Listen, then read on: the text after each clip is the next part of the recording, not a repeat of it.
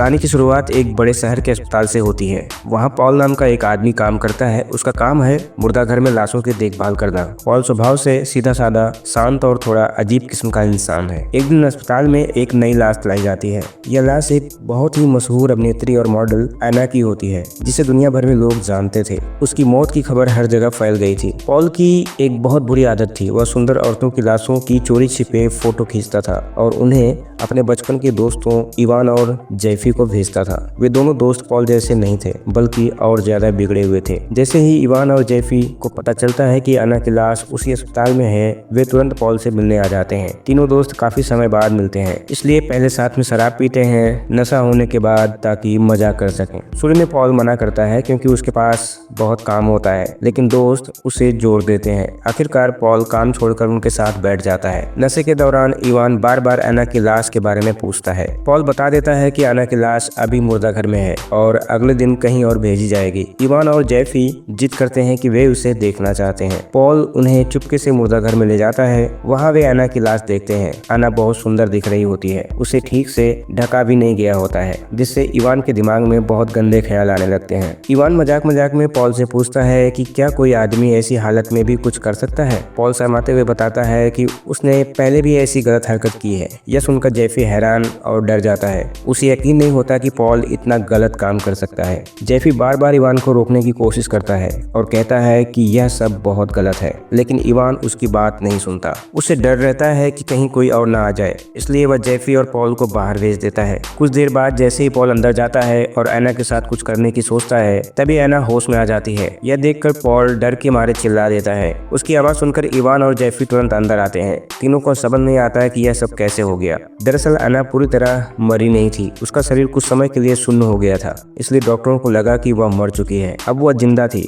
लेकिन बहुत कमजोर थी। वह न ठीक से हिल पा रही थी और न बोल पा रही थी। जैफी यह सब देखकर घबरा जाता है। उसे बहुत पछतावा होता है। वह एना को शांत करने की कोशिश करता है, उसे कपड़े पहनाता है और पॉल से कहता है कि डॉक्टर बुलाओ, यह अस्पताल है, यहाँ मदद मिल सकती है। लेकिन इवान बहुत डर जाता है। उसे लगता है कि अगर डॉक्टर आ गए तो सब कुछ सामने आ जाएगा और वे जेल चले जाएंगे। वह किसी भी हाल में एना को जिंदा नहीं छोड़ना चाहता था। इसी बीच पॉल का एक सहकर्मी वहां आ जाता है। तीनों बहुत घबरा जाते हैं। इवान और जैफी छिप जाते हैं और पॉल किसी तरह उस आदमी को बातों में उलझाकर वापस भेज देता है। अच्छी बात यह होती है कि एना अभी भी इतनी कमजोर होती है कि वह कुछ कह नहीं पा रही थी, इसलिए सहकर्मी को कुछ शक भी नहीं होता। उस आदमी के जाने के बाद तीनों फिर बहस करने लगते हैं। जैफी साफ साफ कह देता है कि वह एना को बचाना चाहता है और इस पाप का हिस्सा नहीं बनना चाहता। इवान को यह बात पसंद नहीं आती। गुस्से में आकर वह जैफी पर हमला कर देता है। झगड़ा इतना बढ़ जाता है कि जैफी गंभीर रूप से घायल हो जाता है और बेहोश हो जाता है।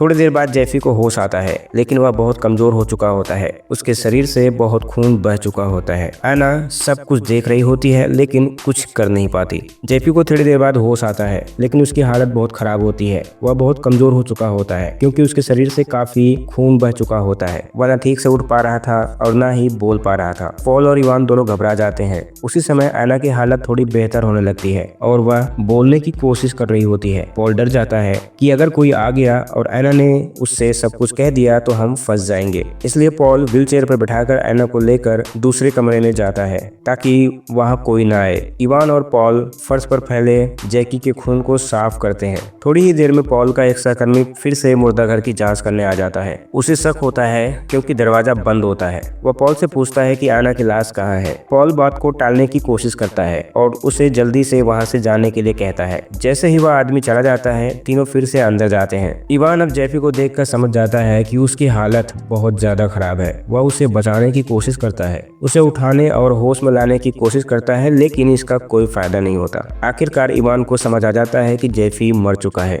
यह देखकर इवान बहुत दुखी होता है, लेकिन ज्यादा देर सोचने का समय नहीं था। अब उसे बड़ी परेशानी होती है, जैफी की लाश को ठिकाने कैसे लगाया जाए। इसके लिए इवान एक योजना बनाता है। वह तय करता है कि जैफी की लाश को अस्पताल के बाहर रखे बड़े कूड़ेदान में डाल दिया जाएगा। पर वह खुद बाहर जाकर ड्रम लेने का फैसला करता है। इवान पॉल से कहता है कि वह अंदर सब कुछ साफ करे और ध्यान रखे कि कोई अंदर न आए। इसके बाद इवान बाहर चला जाता है। इसी दौरान एना को मौका मिल जाता है। वह जेफी का मोबाइल फोन उठाती है और किसी तरह अपने पिता को फोन करती है। वह बताती है कि वह जिंदा है और अस्पताल में है, लेकिन पूरी बात नहीं बताती। वह बस कहती है कि मदद जल्दी भेजो। फोन रखने के बाद एना पॉल और इवान को बताती है कि उसने अपने पिता को फोन कर दिया है और मदद आने वाली है। यह सुनकर पॉल और इवान दोनों घबरा जाते हैं। उन्हें समझ नहीं आता कि अब क्या करें। थोड़ी देर के लिए वे सोचते हैं कि शायद एना सच नहीं बताएगी, लेकिन तभी जेफी के फोन पर कॉल आने लगती है। जैसे ही पॉल फोन उठाता है,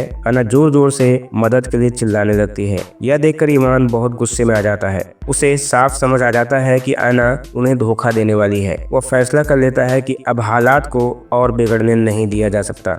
इसीलिए वह एना को बाहर ले जाने का प्लान रोक देता है। इवान फिर से वही पुरानी योजना बनाता है। वह तय करता है कि पहले जैकी की लाश को ठिकाने लगाया जाएगा और उसके बाद एना के बारे में सोचा जाएगा। इवान बाहर कूड़ेदान लेने जाता है ताकि जेफी की लाश को अस्पताल से बाहर फेंका जा सके। वहीं पॉल अंदर रुक जाता है। उसका काम होता है फर्श पर गिरे खून को साफ करना और एना पर नजर रखना ताकि वह फिर से भागने या किसी को बुलाने की कोशिश ना कर सके। एना इस मौके का फायदा उठाती है। वो पॉल को समझाने की कोशिश करती है और उससे झूठ बोलती है कि जेफी को इवान ने जानबूझकर मारा था। यह सुनकर पॉल अंदर से डर जाता है और परेशान हो जाता है। पॉल बिना कुछ कहे एना को बांध देता है और उसे चुप रहने के लिए कहता है। वह बोलता है कि पहले वह जेफी की लाश को साफ करेगा, उसके बाद देखेगा कि क्या होता है। लेकिन जैसे ही पॉल दूसरी तरफ जाता है, एना फिर किसी तरह खुद को छुड़ा लेती है। उसका शरीर अभी भी पूरी तरह ठीक से काम नहीं कर रहा होता, फिर भी वह जान बचाने के लिए भागने लगती है। एना अस्पताल की गैलरी में धीरे धीरे आगे बढ़ती है। वह खुद को नर्स जैसा दिखाने की कोशिश करती है ताकि कोई शक न करे, लेकिन उसकी हालत बहुत कमजोर होती है, इसलिए वह ज्यादा दूर नहीं जा पाती। उधर इवान बाहर से कूड़ेदान लेकर वापस आ जाता है। जब इवान और पॉल दोबारा मुर्दा घर में आते हैं तो देखते हैं कि एना वहां नहीं है। दोनों घबरा जाते हैं और उसे ढूंढने लगते हैं। एना थोड़ी देर तक उनसे बच जाती है, लेकिन जल्दबाजी में गलती कर बैठती है। अगर वह थोड़ा और छिप जाती तो शायद बच जाती। आखिरकार इवान और पॉल उसे पकड़ लेते हैं। पॉल एना को मारना नहीं चाहता था। उसके हाथ कांपते हैं और वह डर जाता है, लेकिन इवान उस पर दबाव डालता है और कहता है कि अब पीछे हटने का कोई रास्ता नहीं है। मजबूरी में वे एना को बेहोश कर देते हैं। इसके बाद इवान बिना किसी को पता चले जेफी की लाश को बाहर कूड़ेदान में डाल देता है। पॉल अंदर रहकर एना के शरीर को साफ करता है और सब कुछ खत्म हुआ सा लगता है। जब पॉल जाने वाला होता है तभी उसे पता चलता है कि एना अभी जिंदा है। उसकी सांस हल्की हल्की चल रही होती है। पॉल का दिल पसीज जाता है। वह एना से कहता है कि जब इवान आए तो मरी हुई बनने का नाटक करे। एना मान जाती है। थोड़ी देर बाद इवान आता है और एना को चेक करता है। उसे लगता है कि एना मर चुकी है, इसलिए वो पॉल के साथ वहां से निकलने लगता है। लेकिन रास्ते में इवान को याद आता है कि उसका बटुआ अंदर रह गया है। वह वापस आता है और सारी सच्चाई जान जाता है कि एना जिंदा है और पॉल ने उससे झूठ बोला है। गुस्से में इवान पॉल पर हमला कर देता है। दोनों में जोरदार लड़ाई होती है। इसी दौरान एना किसी तरह खुद को आजाद कर लेती है और इवान पर हमला कर देती है। इवान वहीं मर जाता है। इसके बाद एना पॉल पर भी हमला कर देती है और उसे भी मार डालती है। अंत में एना अकेली बच जाती है, लेकिन अब वह पहले जैसी नहीं रहती। जो लड़की शिकार थी वही अब एक खूंखार इंसान बन चुकी होती है। और इसी के साथ यह कहानी यहीं पर खत्म होती है। आपको यह कहानी कैसी लगी कमेंट में जरूर बताएं। वीडियो को लाइक करें, चैनल को सब्सक्राइब करना ना भूलें। मिलते हैं अगली कहानी में, तब तक के लिए धन्यवाद।